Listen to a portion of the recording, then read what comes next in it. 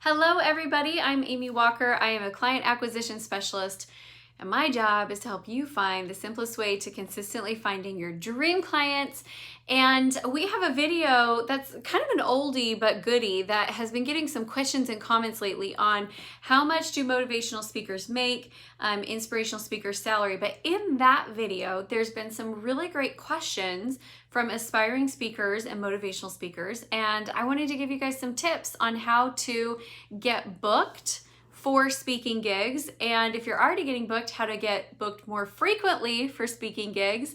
And also, if you are a speaker who legit all your speaking gigs canceled this year because of COVID, and you're looking for how do I, get my speaking big business up and going again, we'll give you some tips for that as well. So first, let's look at the comments and the questions that came in. So we had Nightwolf77, who is looking to become a motivational speaker for people with disabilities, which is awesome. We had Darren McCoy, who said he's so glad he found this video. He's been looking to find out how much you get paid as a speaker and was grateful to understand the different ways that we get paid as a speaker.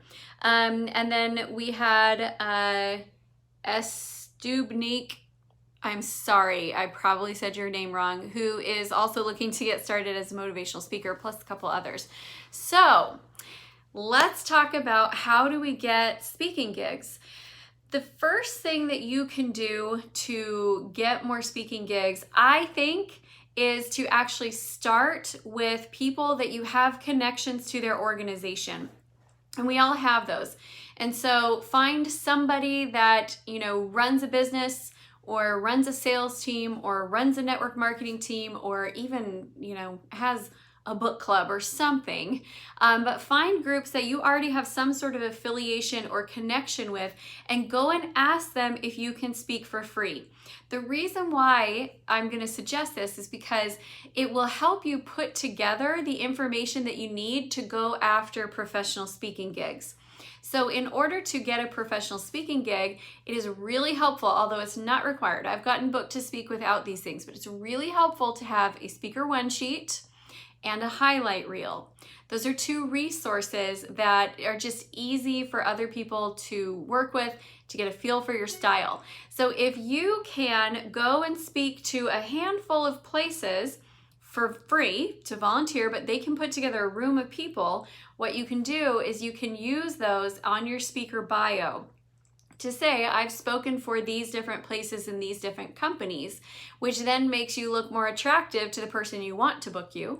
The other thing is you can get footage. So you can actually film some shots. So get some, still footage from your camera, get some video footage of you engaging and interacting with the audience, and you can use that as the foundation for your speaker's reel. Now, a speaking highlight reel is an investment. It definitely is. And for you new and emerging speakers, you may not be ready to hire somebody to do professional filming and hire somebody to do the editing. So my recommendation for you is at least get a little bit of footage of you speaking to groups, even if it's not the most professional, because what they want to know when they're looking to book you is your content good? Are you going to be boring? Will their audience like you? Can they trust you to deliver a good message? That's what they really want to know. So by doing these gigs that you can get booked with, kind of anywhere, you'll be able to put together those resources. So let's talk about the speaker one sheet. A speaker one sheet, and you can all go Google speaker one sheet samples, okay? I recommend that you do. So speaker one sheets are basically your resume as a speaker. They're usually double-sided, front and back, but very rarely do you want a speaker one sheet that's 7-8 pages. There are certain industries that's the norm, but very rarely is that the case. So one side, front and back, it is graphic designed, so it doesn't look like a resume. But it's going to have on there what are your keynote speeches that you give. So if you've got 3 options, they'll all go on there. It's going to have listed on there people that you've spoken for, where you've been, where you've worked with. It's going to have your bio on there, and it's going to have testimonials on there of places that you have spoken for and them raving about what a great job you did. So again, It's really helpful if you have that to be able to look more professional. That's why we do those practice gigs. The other thing is, I mean, let's be honest, you got to practice. Like the first time you get out there in front of a free audience, you're going to be working through your material and finding out what lands and what doesn't land. And you're really honing your craft. You want to do that for free before somebody pays you, and you don't want to be getting paid to practice. So do a couple of freebies. All right, let's talk about now, once you've moved beyond that free level and you want to get more speaking gigs, I recommend that you look at associations, you look at teams that have, groups of people to train, and that you also look at local chamber of commerces. Those are 3 great places to start. They're not necessarily going to be high paid gigs, but what's really great about being in an association is if you go, for example, years ago, I did a training for the state government of Utah, their Public Employees Association. So at that association, what happened was there was someone from Department of Transportation. Now that first gig, I actually did that for free. But then someone from Department of Transportation booked me to go and train all of their people. Then the Department of Education booked me to go and speak to several different events. I think I spoke at like 3 or 4 different Department of Education events that year. And then I also got booked by the Utah Bar Association and several others as well. Like there was the Criminal Justice Department. Like I got booked in all these different places because I spoke at an association, and an association tends to gather together a lot of individuals from multiple different organizations. So inside of one association, there might be 5 other people who would be interested in booking you for something else. So associations are a great place to start. Chamber of Commerces are always looking for speakers. They're usually not paid gigs, and they usually don't want you to sell on their platform. But again, it's a great place for lead generation and a great place to test your materials and things like that. Now, a lot of these things this year are not happening live, and so all of this has moved online, which actually makes it easier for you to be able to speak across the country, across the globe, internationally, because it doesn't matter that you're not on site. So it's opening up some new opportunities.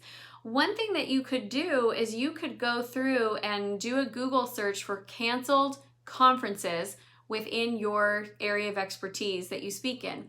And then you could find all of the canceled conferences and ask if they have moved virtual, and go and see if there's an opportunity for you to be able to, train for them and teach and work with them. So I think that would be a good place to start. The other thing that I will tell you is it's systematic, and you just need to do a certain amount of reach outs and pitching. When you pitch, it's really important that you separate out 2 different kinds of pitches. One is a pitch where they had a call for speaker, which means there's organizations that are looking for speakers for a specific event. The other is the kind of pitch where you just want to speak for them, and so you're just proactively reaching out. It's important because the process is a little bit different. So if you're trying to submit a call to speaker, all that is you've got to Google search call for speakers and set up Google alerts for your industry. And then every time somebody's searching for a speaker in your industry, you're going to go and fill out the form and submit it. The forms they take a little bit of time because each one, they want a slightly different information, but they always want, a summary of what you're going to talk about, which you can have pre-written. They always want your bio, which you can have pre-written. Sometimes they want different lengths of bios, but you can have a lot of it pre-written, and then you just have to go and fill in the extra details. Once you submit that and send it off, that's all you do. If you follow up and pester the event planner, they will not book you, because you are annoying. So we want to make sure that we are not pestering the event planner. We're submitting and we're doing our part, and then it's a little bit of a wait and see. Now, sometimes, especially with bigger events or paid gigs, they'll do an interview process where they'll actually jump on with you and kind of ask you a little bit more about what you'd want to talk about and see, get to know you, get a feel for you. If that happens, then I think you can do respectful follow-up, because now you've been kind of put onto the short list. But until that point, you're going to want to respect their process and respect their space. Now, on the other side, if you are just reaching out, like let's say I want to speak for the Department of Transportation in Florida, I could reach out and look online, find the person that would be responsible for that, maybe even make a couple calls and to ask who's the person that I should email this to. And once I get to the right place, I can do a couple of follow-ups. Again, I need to be respectful, but the difference is this person might have received 200 speaker applications. This person might have received 1 speaker pitch. So I can do some respectful follow-up and I can nurture that relationship, and I can add value for them, maybe send them some resources that would be helpful for them, maybe send them some congratulations on something that I saw that they did online. I can relationship build there, and that will be a lot better received than on the flip side. So that is the process. I recommend that you set a goal for yourself for how many speaking gigs you want to have this year, and that you start setting aside time in your schedule each week to submit speaker pitches. Then as you submit the speaker pitches, you want to keep track of how many pitches go out for each time you get booked. And that will tell you how many pitches overall you need to do this year in order to be successful in hitting your goal of speaking gigs. So I hope this is helpful, just kind of giving you a little bit of the behind the scenes of what it looks like to actually get booked. But everybody Google Speaker One Sheet, go check out that, see what that looks like. And then also Google highlight reel, speaker highlight reels, and you can see different people's speaker highlight reels. You can even Google my speaker highlight reel. It is a little old, but you're welcome to Google that and check it out and just kind of see a little bit more what that looks like to be able to present yourself to organizations to go and speak for them. All right, you guys, if this live has been helpful, I would love to hear from you. Leave me a comment. Let me know what were your takeaways. And if you haven't done it yet, please join us in our private Facebook group, Acquire. It's a great place to get connected with other like-minded entrepreneurs and ask questions. I'm starting to do weekly Q&As in there. And so if you've got questions, it's a great place to put them. All right, that is it, my friends. I hope you all have a wonderful rest of your day. Thanks, everyone.